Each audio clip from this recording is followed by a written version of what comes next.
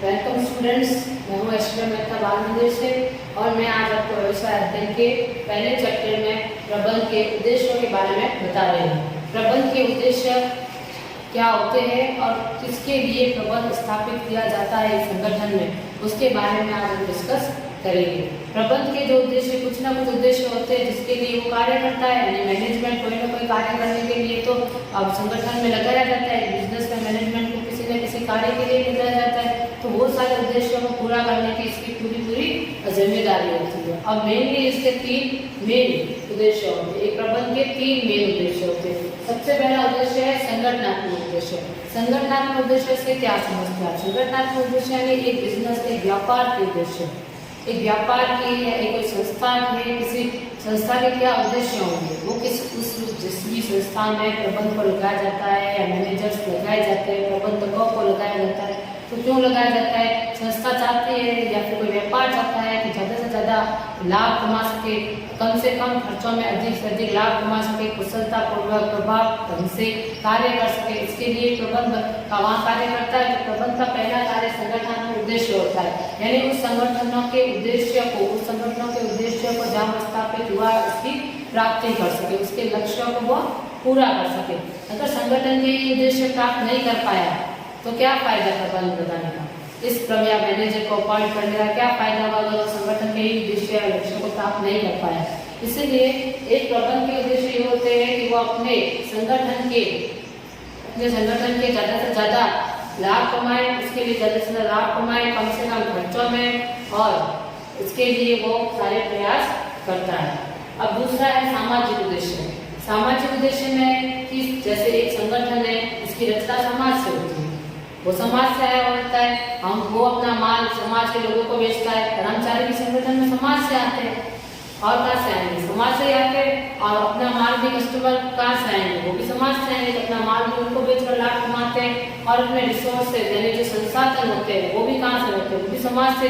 तो जब सारी चीजें समाज से लेते हैं तो एक संगठन या उसके संगठन के प्रबंध का भी दायित्व बनता है कि वो अपने समाज के लिए कुछ करे। अब क्या करेगा अपने समाज के लिए?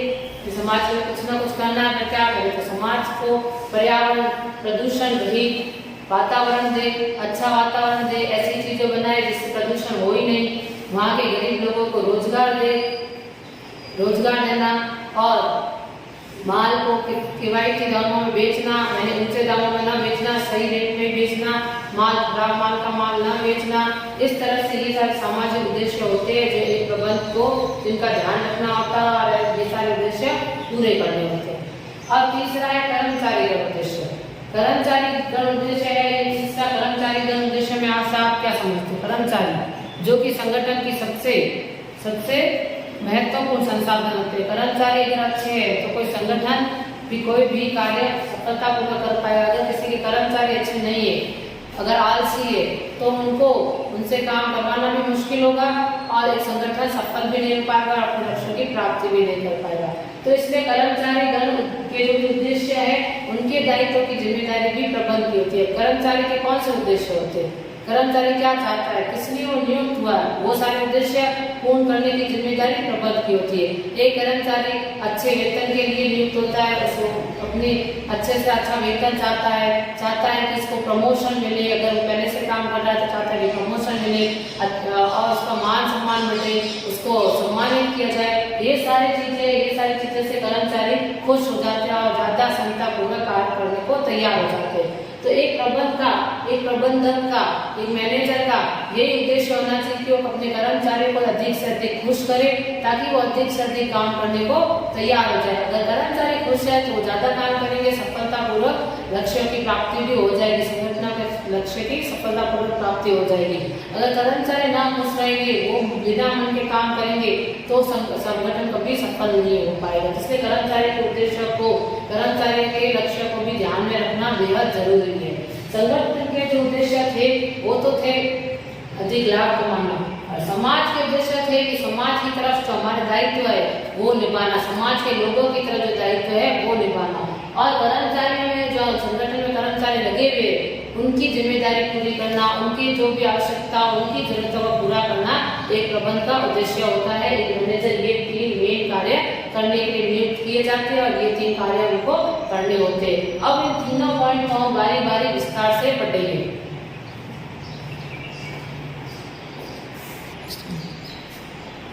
तो संगठनात्मक उद्देश्य जो कि पहला है, तो पहला ये कि प्रबंध का महत्वपूर्ण उद्देश्य संगठन के लक्ष्य को प्राप्त करना।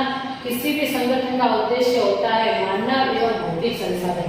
यहाँ पे मानव और भौतिक संसाधन कौन से? मानव जो उनके जो एक संगठन में जो कर्मचारी लगे हुए हैं वो, और भौतिक संसाधन यानी जो मशीन लगी हुई है, जो धन लगा हुआ है, जो चीजें हैं वहाँ पे, जो मनुष्य नहीं है, जो मानव नहीं है, बाकी सारी निर्जीव चीजों को भौतिक संसाधन कहेंगे।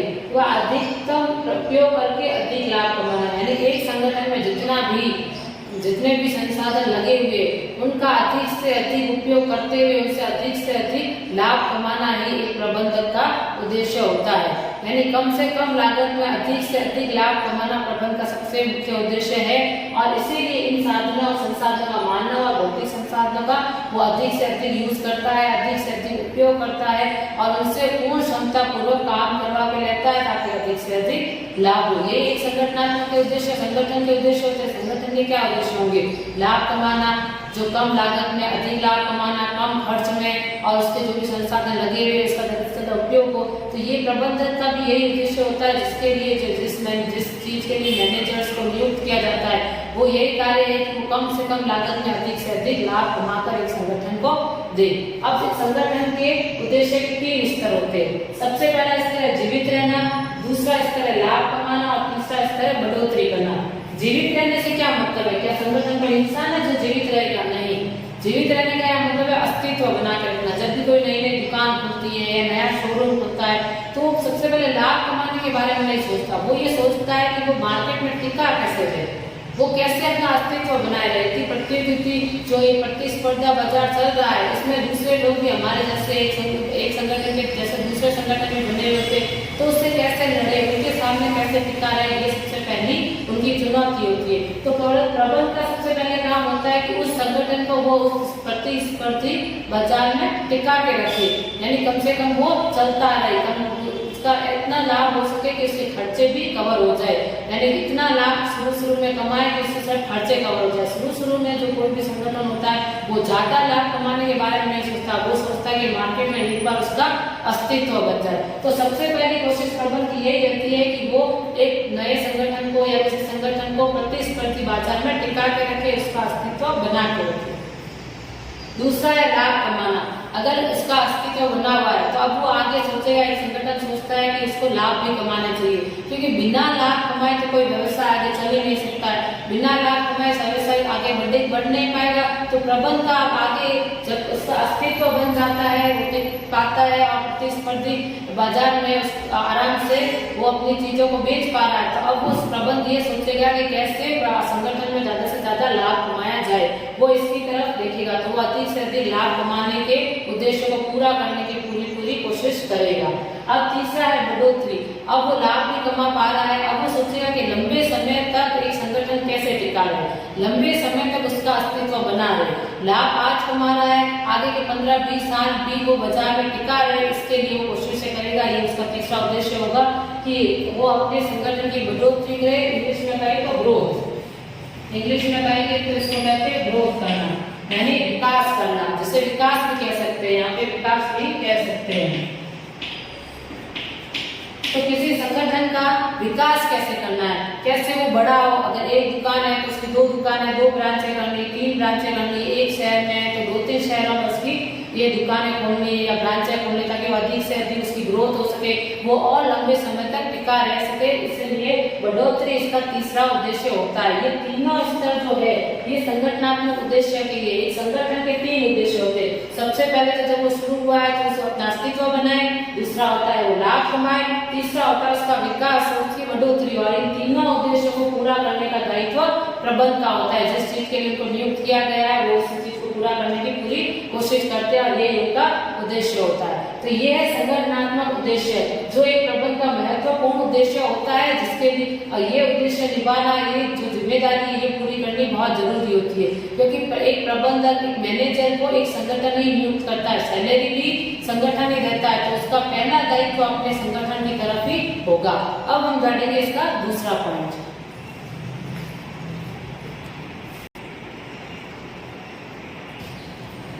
तो दूसरा पॉइंट डिस्कस करने से पहले हम जो संगठनात्मक उद्देश्य के जो 3 स्तर थे उसको हमने डिस्कस किए। ये इसके कुछ पॉइंट विस्तार से मैंने बताया जो आपको नोट करने हैं। आप सारे नोट्स बराबर कॉपी में नोट कर लेना। तो पहला जो मैंने आपको बताया जीवित रहने के बारे में, तो जीवित रहना मतलब यहाँ पे लिखा हुआ ये प्रबंध का पहला उद्देश्य है संगठन का अस्तित्व बना के रखना है।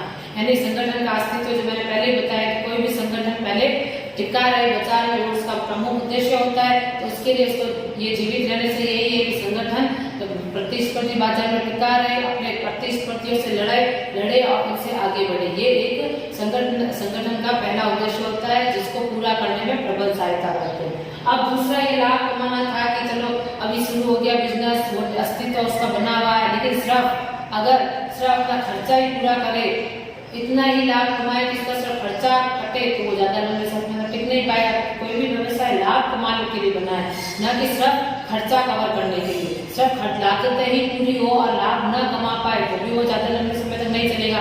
तो दूसरा उसका जो मेन उद्देश्य है जिसके लिए संगठन स्थापित होता है वो है लाभ कमाना। तो लाभ कमाना बेहद जरूरी है, इसलिए हमने कहा संगठन का अस्तित्व बना रहने के साथ साथ उसका लाभ कमाना भी जरूरी है, एवं अपने खर्चा एवं जोखिमों को वहन कर सके और सफलतापूर्वक चल सके।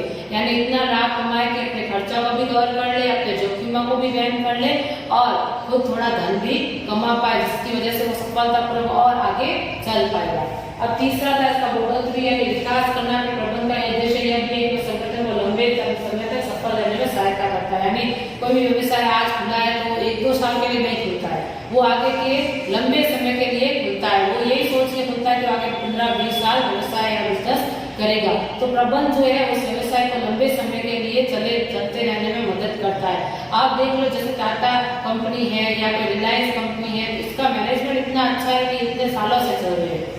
यहाँ के कर्मचारी बहुत अच्छे हैं और यहाँ का जो मैनेजमेंट है वो बहुत अच्छा है। सारी चीजें इतने अच्छे ढंग से की गई है कि वो इतने लंबे समय तक चल रही है और उनका इतना विकास हो चुका है कि वो रिलायंस और टाटा जैसी कंपनी अपने तीसरे स्तर पर विकास वाले स्तर पर, यानी उन्होंने जीवित वो है, उन्होंने अपना अस्तित्व भी बना लिया है और उन्होंने लाभ भी कमा लिया है। अब वो तीसरे स्तर पर जिनमें वो विकास करते हैं, विकास से अलग अलग शहरों में अलग अलग दुकानें खुलना, ब्रांचें खुलना, कर्मचारियों की संख्या बढ़ना, प्रोडक्शन ज्यादा होना, उत्पादन बढ़ना, ज्यादा माल बेचना, ताकि वो लंबे समय तक वो चल पाए, आगे के 15-20 साल तक उनकी दुकान चलती रहे। ये होता है विकास। तो इसको करने में भी प्रबंध वो मदद करता है। अब हम आगे बढ़ेंगे दूसरा पॉइंट। तो दूसरा पॉइंट है सामाजिक उद्देश्य। सामाजिक उद्देश्य वर्ड से ही पता चल रहा है समाज के लिए, समाज की तरफ उद्देश्य क्या होने चाहिए। तो एक संगठन की जो रचना होती है वो समाज से होती है। एक संगठन जो लाभ कमाता है वो समाज की वजह से कमाता है, समाज में स्थापित होता है, उसके कर्मचारी भी समाज से आते हैं और अपनी चीजें भी समाज के लोगों को बेचकर लाभ कमाता है। तो एक संगठन का भी ये दायित्व है कि वो अपने समाज के लिए कुछ करे। इसके लिए प्रबंध जो होता है, प्रबंध का जो उद्देश्य होता है यही होता है कि अपने समाज के लोगों के लिए कुछ करे। लेकिन प्रबंध अपने संगठन के लिए कार्य करता है तो उसका ये फर्ज है कि वो अपने समाज, जिस समाज में उसका संगठन है, जिस समाज में उसका संगठन स्थापित हुआ है, उस समाज के लोगों के लिए भी वो कुछ करे। जैसे इस तरह से चीजें बनाए, जैसे यहाँ पे लिखा हुआ पर्यावरण प्रदूषण ना करे, यानी चीजें आपकी वस्तुएं इस तरह से बनाए कि वहाँ के वातावरण दूषित ना हो, वहाँ के नदियों को, वहाँ की हवाओं में कुछ भी नुकसान ना हो या प्रदूषण ना हो। दूसरा ये है कि समाज के गरीब वर्गों को रोजगार दे। अगर जैसे एक संगठन जहाँ पे भी स्थापित हुआ है तो वहाँ के आसपास के गरीब गांव के लोगों को भी रोजगार प्रदान करें ताकि वहाँ का स्तर भी ऊंचा आए। अब तीसरा स्वास्थ्य सेवाएं देना, यानी वहाँ के गरीब लोगों को भी स्वास्थ्य सेवाएं देना, हेल्थ फैसिलिटी देना, मेडिकल फैसिलिटी देना, शिक्षा में सहयोग करना, वहाँ के लोगों की शिक्षा में सहयोग करना। कहीं पे भी कोई भी फैक्ट्री खुलती है तो वहाँ के जो प्रबंध का यह फर्ज या दायित्व होता है कि वहाँ के लोगों की सहायता करें। जैसे केयर इंडिया कंपनी के बारे में आपने सुना होगा, जो अपने बाड़मेर के आसपास में खुली है, तो उन्होंने बाड़मेर का विकास करने में बहुत सहायता की है। यहाँ की शिक्षा में सहायता की है, स्कूलों में काफी सारा फंड दिया उन्होंने ताकि स्कूलों का स्तर आगे बढ़े। गवर्नमेंट स्कूलों में भी काफ़ी सहायता की है, गवर्नमेंट हॉस्पिटल में काफ़ी सहायता की है, यहाँ के रोड स्ट्रक्चर बनाने में वगैरह में बहुत सहायता की। तो केयर इंडिया जैसी और भी बहुत सारी कंपनियां होती है जो यहाँ पे भी स्थापित होती है, वहाँ के आसपास के गाँव के लोगों में, आसपास के लोगों की वो सहायता करती है, क्योंकि उन्हें पता होता है कि समाज की वजह से वो टिके हुए, समाज की वजह से उनको लाभ हो रहा है, तो उन्हें भी अपने समाज के लिए कुछ ना कुछ करना चाहिए। तो प्रबंध का यह भी उद्देश्य, संगठनात्मक उद्देश्य के बाद यह प्रमुख उद्देश्य होता है कि वह अपने समाज के लोगों के लिए कुछ करे। अगर एक संगठन अपने समाज के लिए कुछ ना करे, पर्यावरण चीजें इस तरह से बनाए कि प्रदूषण होता रहे, इससे उसको कोई फर्क नहीं पड़ता, प्रदूषण होता रहे, वहाँ के लोगों को रोजगार ना दे, तो क्या वो लंबे समय तक टिक पाएगा? नहीं, वहाँ के लोग उनसे नाराज हो जाएंगे, कर्मचारी का काम करने नहीं आएंगे, वहाँ पे लोग उनको काम करने नहीं देंगे। ज्यादातर कौन प्रदूषण कितना सहेंगे वो लोग, तो इसके लिए वो बहिष्कार करेंगे। जैसे आपने बालोतरा में सुना होगा कि वहाँ पे प्रदूषित फैक्ट्रियों में इतना गंदा पानी निकलता था नदियों में, जिसकी वजह से यहाँ पे बहुत प्रदूषण हुआ, तो इसकी वजह से लोगों ने वहाँ पे कंप्लेन करके फैक्ट्रियां बंद करवा दी। तो ये एक लोगों का फिर प्रतिरोधक भी आएगा, विरोध भी आएगा। तो अगर आपको एक संगठन को समाज में टिके रहना है तो उसको समाज के लिए कुछ करना ही पड़ेगा। तो इसलिए प्रबंधक का ये भी उद्देश्य होता है कि वो अपने समाज के लोगों को खुश करे, समाज के लिए कुछ करता रहे। अब हम बढ़ेंगे इसका तीसरा पॉइंट। ओके, तीसरा उद्देश्य है इसका कर्मचारीगण संबंधी उद्देश्य। प्रबंध के उद्देश्य का ये तीसरा पॉइंट है, कर्मचारीगण संबंधी उद्देश्य। इस पॉइंट से आपको पता चला कर्मचारीगण मतलब कर्मचारी, जो संगठन के कर्मचारी होते हैं, यहाँ पे उनके उद्देश्य की बात हो रही है। संगठन में अनेक कर्मचारी अपनी अलग अलग आवश्यकताओं के हिसाब से नियुक्त किए जाते हैं, ज्वाइन होते हैं वो संगठन में, इसलिए काम करते हैं, अपनी अलग अलग आवश्यकताओं की वजह से काम करते हैं। तो प्रबंधक को संगठन के उद्देश्य एवं कर्मचारी के उद्देश्य के बीच तालमेल बिठाना चाहिए। कहने का मतलब ये है कि तालमेल बिठाना चाहिए कि संगठन के उद्देश्य की तो प्राप्ति जरूरी है ही प्रबंधक के लिए, लेकिन साथ साथ वह प्रबंधक कर्मचारियों के उद्देश्य के बारे में भी सोचे, क्योंकि अगर कर्मचारी काम करते जाए और उनके उद्देश्य पूरे न हो पाए तो कर्मचारी ज्यादा दिनों तक काम नहीं करेंगे।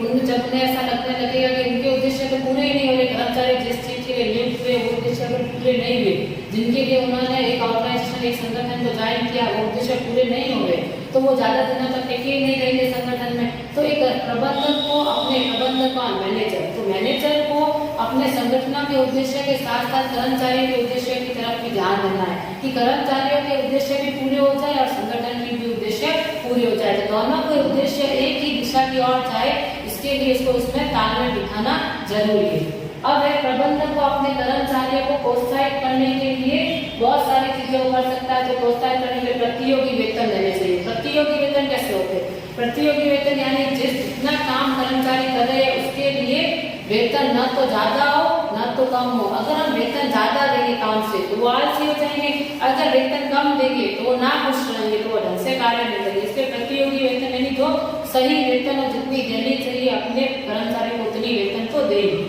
अगला है विकास के अवसर। विकास के अवसर मतलब जैसे कुछ कर्मचारी होते हैं वो सिर्फ पैसों के लिए एक संगठन को ज्वाइन करते हैं, लेकिन कुछ होते हैं जो कुछ चाहते हैं कि उनका विकास भी हो, यानी उनका प्रमोशन भी हो, उनकी बढ़ोतरी भी हो, तो वो विकास के अवसर भी उन्हें देने चाहिए। जैसे नए नए कॉम्पिटिशन करवाओ, उन्हें कुछ नया उन्हें सिखाओ, अगर वो उन्हें अलग तरह की शिक्षाएं दो, किसी चीज को सीखने के लिए ट्रेनिंग दो, इस तरह से विकास के अवसर भी प्रदान करो ताकि उनकी भी बढ़ोतरी हो। अब दूसरा है उनको सम्मान दे, मान्यता दे, उपहार दे, बोनस दे, यानी समय समय पर जो कर्मचारी अच्छा काम करते हैं उन्हें उपहार दे, सबके सामने उनका सम्मान करे, उनको प्राइज दे, उनको अवार्ड दे ताकि वो खुश हो, उन्हें लगे कि हाँ उनका सम्मान हुआ, तो वो एक संगठन को अपना समझेंगे और ज्यादा अच्छे से कार्य करेंगे। अब एक स्वस्थ वातावरण है जो कि सबसे जरूरी है। एक संगठन में एक कर्मचारी जब कार्य करते हैं, अगर वातावरण का अच्छा नहीं है, चारों तरफ गंदगी फैली हुई है, तो वो ढंग से कार्य नहीं कर पाएंगे और उनका स्वास्थ्य भी खराब हो जाएगा। तो ज्यादा दिनों तक उस संगठन में कार्य नहीं करेंगे, ऐसे संगठन में कार्य करेंगे जहाँ पे स्वस्थ वातावरण मिले। तो प्रबंधन का ये भी जिम्मेदारी है कि उनको स्वस्थ वातावरण दे ताकि उनकी हेल्थ भी खराब न हो और वो आराम से उनका खुशी वो काम वहाँ पे कर सके। तो ये जिससे कर्मचारी खुश होकर पूर्ण क्षमता से कार्य करेंगे, कर्मचारी को उनकी आवश्यकता अनुसार चीजें मिलती रहेगी तो वो अपनी पूर्ण क्षमता से काम करेंगे। यहाँ पे पूर्ण क्षमता का मतलब है जितनी उनमें क्षमता है। एक कर्मचारी अगर 8 घंटे काम कर सकता है तो वो अगर वो आलसी होगा या ना खुश होगा तो वो 6 घंटे का काम भी 8 घंटे में करेगा, 2 घंटे इधर उधर करके वेस्ट करेगा। लेकिन एक खुश कर्मचारी जो संगठन को अपना मानता है तो वो 8 घंटों में 8 घंटे जितना ही काम करके देगा और हो सकता है वो ज्यादा भी करके दे। तो इसलिए कर्मचारी को खुश रखना जरूरी है। जहाँ के कर्मचारी खुश होते हैं, जहाँ के कर्मचारी संगठन को अपना समझ के काम करते हैं, वहाँ वो संगठन सफल होता ही है। क्योंकि संगठन का सबसे महत्वपूर्ण संसाधन उसके कर्मचारी होते हैं। मशीनें कितने भी रख लो, पैसा कितना भी हो, लेकिन अगर वहाँ के कर्मचारी कार्य करने को तैयार न हो या वो ढंग से ईमानदारी से कार्य न करे तो संगठन सफल नहीं हो पाता। इसलिए प्रबंधन को अपने कर्मचारी के उद्देश्य की तरफ ध्यान देना चाहिए कि संगठन के उद्देश्य तो पूरे हो, लेकिन साथ साथ कर्मचारी के भी उद्देश्य पूरे हो ताकि वो भी खुश होकर उस व्यवसाय में, उस बिजनेस में काम कर सके, उस संस्था में काम कर सके। तो आज मैंने आपको समझाए प्रबंध के उद्देश्य के बारे में। पहला था संगठनात्मक, दूसरा था सामाजिक उद्देश्य और तीसरा था कर्मचारी घर संबंधी उद्देश्य। तो तीनों के नोट्स भी मैंने आपको बोर्ड पे दिखाए, जो आप ढंग से नोट कर लेना और इसके बारे में लिखना, और बाकी का टॉपिक हम अगली क्लास में डिस्कस करेंगे।